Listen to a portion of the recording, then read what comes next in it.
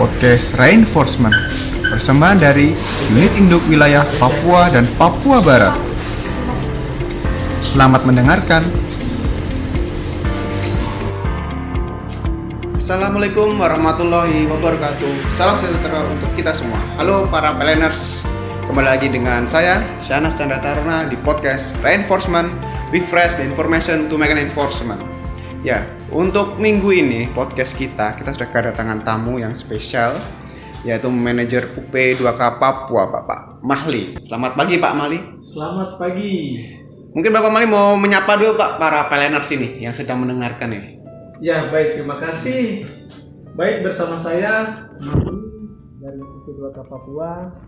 Salam jumpa bagi semua pendengar dimanapun berada, khususnya di wilayah Papua dan Papua Barat. Saat ini saya boleh dijumpai oleh sahabat kita untuk membahas tentang bagaimana kinerja ataupun usaha-usaha yang dilakukan oleh teman-teman di UP2K Papua dalam menembus rintangan menggapai Papua Terang 2020. Dan kami akan mengupas semua yang menjadi tantangan kami di dalam kinerja kami untuk menggapai Papua Terang 2020. Wah, ya.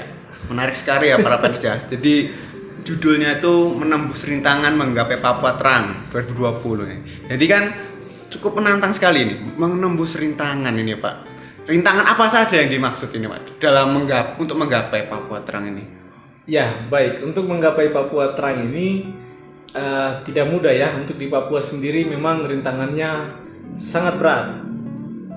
Untuk menembus pun juga sangat berat. Tetapi kita harus yakin bahwa apapun rintangannya, kita harus menembus itu supaya kita bisa mencapai target kita menggapai Papua Terang 2020. Tantangannya ataupun rintangan yang harus kita tembus, ya kita harus melalui medan yang sulit, baik di darat atau pegunungan, bukit maupun daerah berawa, sungai dan laut, dan juga hutan lebat yang harus dilalui teman-teman.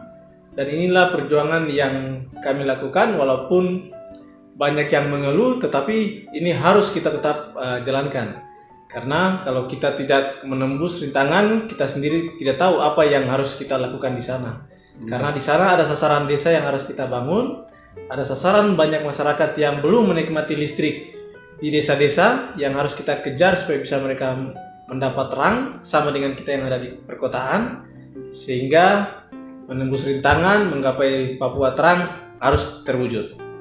Luar biasa para planners ya. Ternyata banyak sekali rintangan yang harus digapai gitu ya, harus dilewati seperti itu. Nah Pak Mahli, bisa tolong diceritakan Pak untuk Papua sendiri Pak. Ini kita punya berapa desa ini Pak yang harus dilistriki? Baik, sebelum saya jawab itu saya menjelaskan secara pandangan umum.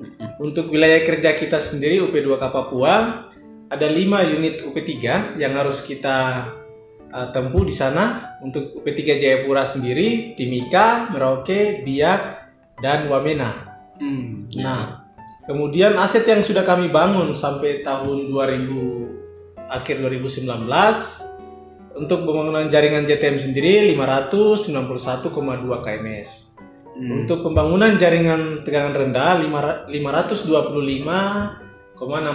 kms dengan jumlah gardu yang kita bangun sebanyak 163 unit dengan kapasitas 8.460 kVA.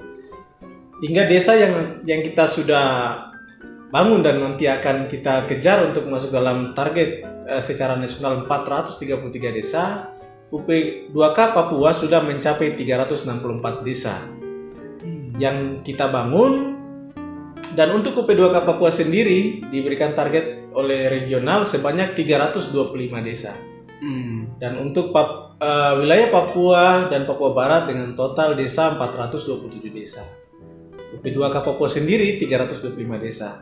Secara nasional 433 desa Papua sudah masuk di dalamnya yang 325 tadi dan siap untuk dilistriki di tahun 2020. Namun kita harus menembus rintangan yang kita hadapi. Rintangannya seperti apa? Kita harus siapkan pembangkitnya. kita harus siapkan jaringannya, kita harus menyiapkan lahan untuk ketersediaan pembangkit PLTS.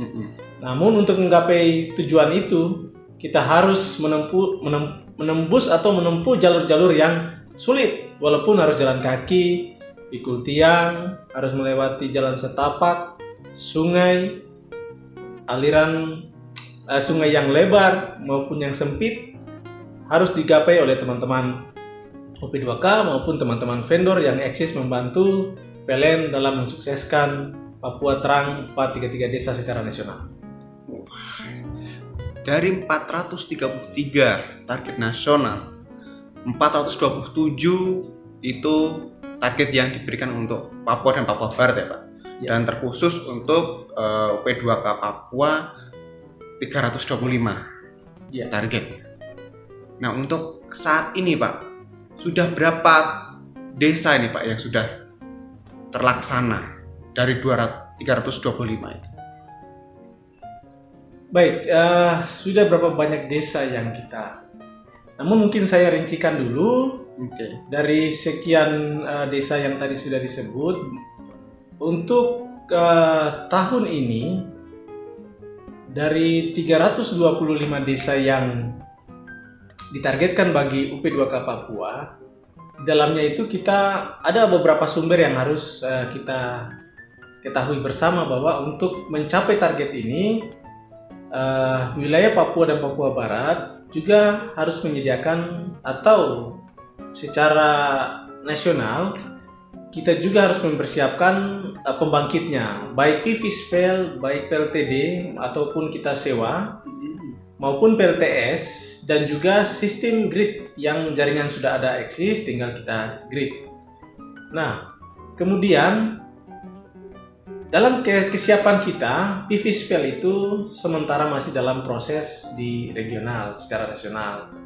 Nah, baik untuk PLTD sendiri juga dari wilayah kantor wilayah wilayah UI P2B, dan dalam proses juga sambil menunggu izin dari regional. Demikian halnya dengan PLTS yang sudah dibangun, ada yang sudah dalam proses pembangunan, ada yang sudah dalam proses mobilisasi materialnya di beberapa UP3, baik di Jayapura, Timika, dan juga di Merauke.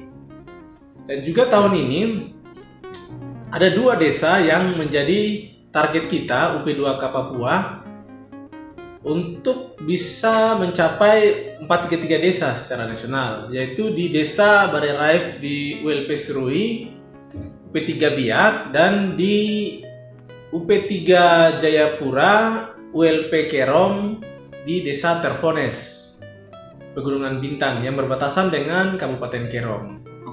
Nah, 364 desa itu yang sudah kami capai sampai tahun 2019 akhir, dan di tahun ini kita ada penambahan lagi untuk 2 desa. 2020 kami hanya 2 desa untuk memenuhi kuota secara nasional 433 desa. Begitu Mas. Jadi dari 433 tahun 2019 sudah 364 ya Pak. Otomatis tinggal santai saja, tinggal sedikit saja berarti kan. Berarti cuma tinggal tambah 2 desa saja Pak ya? Iya, di tahun ini kita tinggal tambah 2 desa. 2 desa itu masuk di dalam 433 desa yang kita kejar, sehingga target secara wilayah maupun target khusus untuk UP2K Papua bisa masuk, bisa tercapai. Wah, ini kan kalau dilihat dari pencapaiannya ini sudah melebihi target nih Pak ya. Ini terus dari 325 sekarang sudah 364, tinggal tambah 2 lagi. Ini kan ini berarti pencapaian luar biasa Pak. Kan bagaimana kita tahu juga tahun kemarin sempat dapat penghargaan ya Pak ya. Ya, itu bisa diceritakan Pak, itu gimana ceritanya Pak bisa dapat itu? Baik, terima kasih ya. Jadi perjuangan untuk mencapai desa-desa ini memang kita harus banyak komunikasi dengan teman-teman vendor. Harus setiap hari atau setiap minggu itu kita komunikasi, kejar, dan juga berharap bahwa teman-teman di lapangan itu eksekusinya harus lebih cepat, sehingga di lapangan itu tidak hanya menunggu karena kondisi alamnya demikian, kemudian harus menunggu ini belum ada informasi dari ini, tidak, tetapi kami eksis terus terhadap vendor-vendor kita untuk bantulah kami untuk mencapai target 433 desa. Jangan menunggu perintah baru kerja. Apa yang bisa kita kerjakan, kita langsung kerjakan. Siapkan materialnya, siapkan personilnya, lihat kondisi cuacanya, eksekusi. Sehingga pekerjaan itu bisa kita kejar. Nah, syukur di bulan kemarin kami boleh mendapat penghargaan trofi emas untuk mencapai desa terbanyak secara regional. Kami boleh capai. Namun sebelumnya itu kami juga mendapat piagam penghargaan terbaik ketiga dalam Lisdes, untuk Lisdes di tahun 2020 kami mendapat trofi emas. Nah, untuk memperjuangkan ini memang cukup berat, walaupun medannya berat, personilnya juga yang kerja juga menghadapi rintangan yang berat, banyak tekanan di lapangan, banyak masalah, banyak tuntutan, namun kita harus menembus ini untuk menggapai Papua Terang 2020. Luar biasa. Ini bisa jadi tahun ini dapat trofi lagi ya Pak ya. Trofi emas lah ya, atau platinum malah ya.